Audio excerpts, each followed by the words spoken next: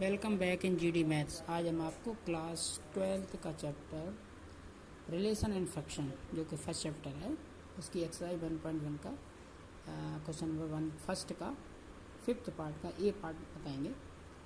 ए part में क्या है कि question R equal to X comma Y X and Y work at the same place.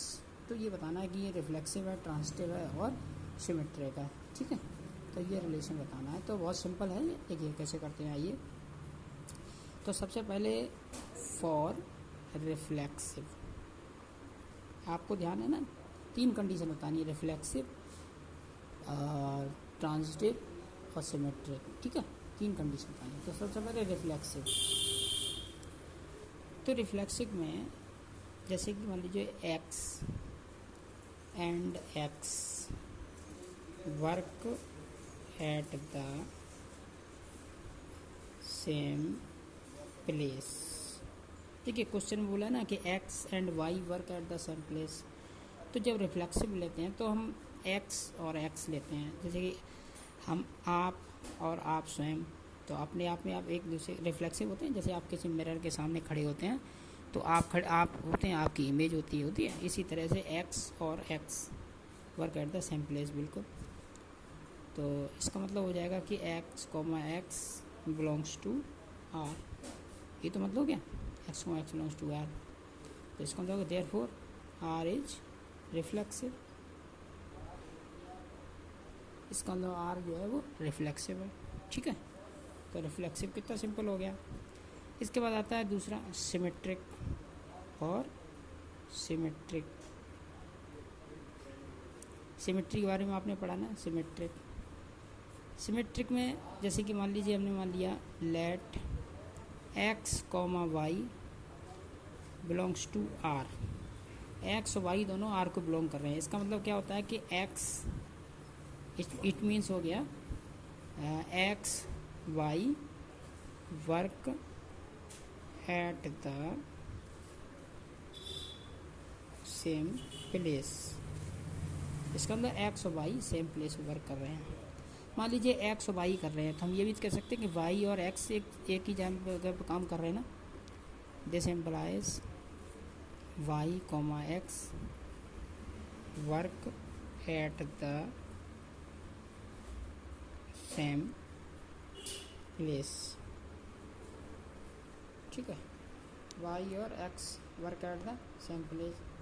Okay, तो this implies, इसका मतलब हो गया कि Y comma X belongs to R. ठीक, तो हमने लिया था X comma Y belongs to R, हमारे पास आ गया Y comma X belongs to R. तो ये आपका क्या होगा, देखो एक्स वाई वाई एक्स, ये हो गया आपका symmetric. Hence R is symmetric.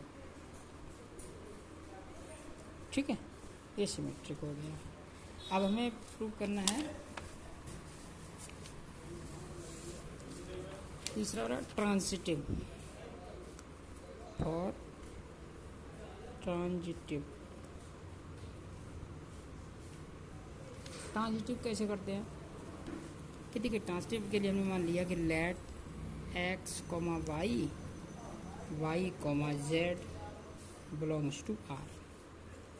ठीक है, सिमेट्रिक में लिया था हमने एक्स वाई, रिफ्लेक्स में लिया था एक्स एक्स। अब इसमें लेंगे एक्स वाई और Y Z belongs to R. इसका मतलब क्या हुआ, इट मीन्स ये हो गया कि X Y work at the same place.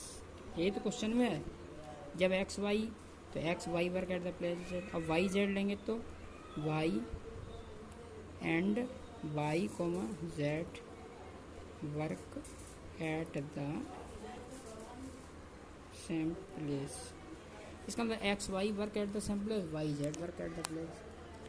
अब आप एक बात हमें बताइए, यहाँ पे तीन लोग हैं, एक एक्स है, एक वाई और एक जेड है। ठीक है, अगर हम कह रहे हैं कि एक्स वाई एक ही जगह काम कर रहे हैं और वाई जेड एक ही जगह काम कर रहे हैं, तो हम ये भी तो कह सकते हैं कि एक्स और जेड एक ही जगह काम कर रहे हैं, यानी कि, है ना। Therefore x comma Z works at the same place. है ना, एक्स और जेड भी सेम प्लेस वर्क कर रहे हैं। तो इसका मतलब हो गया X comma Z belongs to R. ठीक, देखिए X Y Z belongs to R, तो ये हो गया X Z belongs to R. तो ये आपका ट्रांसिटिव हो गया। ठीक है, जैसे कि a comma b belongs to R, b comma c belongs to R, तो a comma c belongs to R, है ना। ये हम कहें कि राम श्याम और मोहन 3 दोस्त हैं, तो राम और श्याम दोस्त हैं, श्याम मोहन दोस्त हैं, तो राम और मोहन भी दोस्त हो गए, है ना। ठीक है, तो X comma Z belongs to R. इसका मतलब क्या हो गया, therefore R is transitive. R कैसा हो गया, ट्रांसिटिव हो गया। तो देखिए आर रिफ्लेक्सिव भी हो गया, सिमेट्रिक भी हो गया और ट्रांसिटिव भी हो गया। Hence R is reflexive, symmetric and transitive. यही हमको प्रूव करना था। तो इस तरह से ये एक रिलेशन हो गया। तो आपको ये हमारी वीडियो कैसी लगी कमेंट करके जरूर बताएं, like and subscribe and share.